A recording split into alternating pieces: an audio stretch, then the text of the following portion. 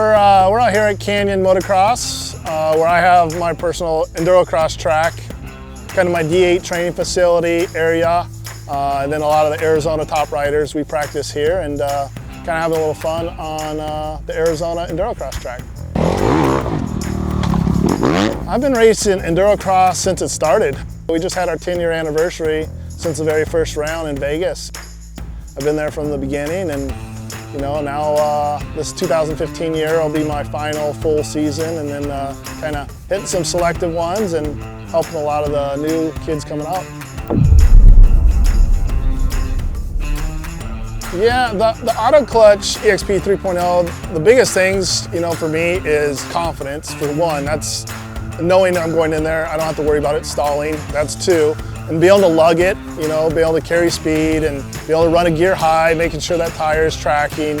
Not only I'm using it as a normal clutch, just like a normal clutch, but now I got the advantage of it being an auto clutch and not stalling.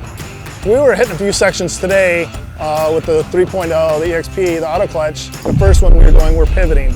So I can't get a wheel spin. If I get a wheel spin, it's not going to do them any good. So it's so important to make sure you get weight on that rear tire and get that tire to grab and that bike to lug, so it's kind of like a brr, versus that RPM's up where a lot of guys do. And if you don't have a Rekluse or something like that, where you can get that bike to lug, it's a lot harder, and that's one of the big features. As you saw, like the front end's up. I basically almost have the bike in a full kind of wheelie. But when I get it that high, I let the bike come back to me, so it's easy. And that's one thing with the clutch is, let's say my finger gets tight, or even the fact that I have arm pump, I don't need to use the clutch. And that's one thing I like, is I do still get arm pump, especially in Endurocross or extreme events, because you're on it, you're constantly on the clutch. And with the EXP is you don't have to be.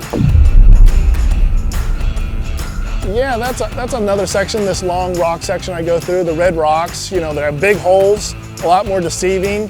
The big thing is carrying momentum, so sometimes I'll go in there, kind of like Supercross whoops. You see those guys upshift, getting ready to enter whoops. It's the same thing in the rocks. Like, you want to carry momentum through that. The slower you go, the harder it's going to be. So I'll jump up into second or third and, maybe just kind of get the weight back and let the clutch do its work, just lugging through there and keeping that front end high, and that's the key to that. A matrix section is a lot of rocks, and the matrix are probably the toughest thing in Endurocross, and in the section we have out here, the matrix are pretty big logs, so you have to have that bike responsive. And one thing with the clutch is it is responsive, but I can let it out and it has a snap. I want that, right? I want that aggression. And with the matrix section, the first one, I'm doubling. So I need the bike to respond really well. And that's where I'm getting that responsive, like boom, hit that, downside, and then wheel tap, try to go through. And that's a nice aspect of the clutch, is the fact that you can use it to lug, or you can use it for like a Supercross, where you want that aggression and that snap.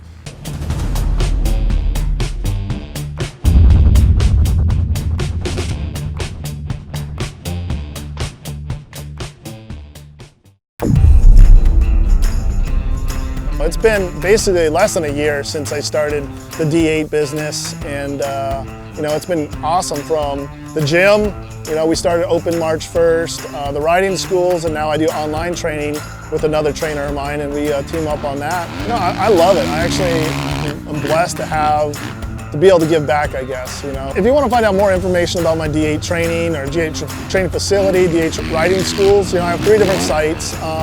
Or you can go to Destry at d8training.com, and that email will go to me. And we have some great sponsors behind us supporting us, and I can tell you it's just going to keep getting bigger, and we got some cool things in the works. And yeah, it'd be fun to have everybody part of it.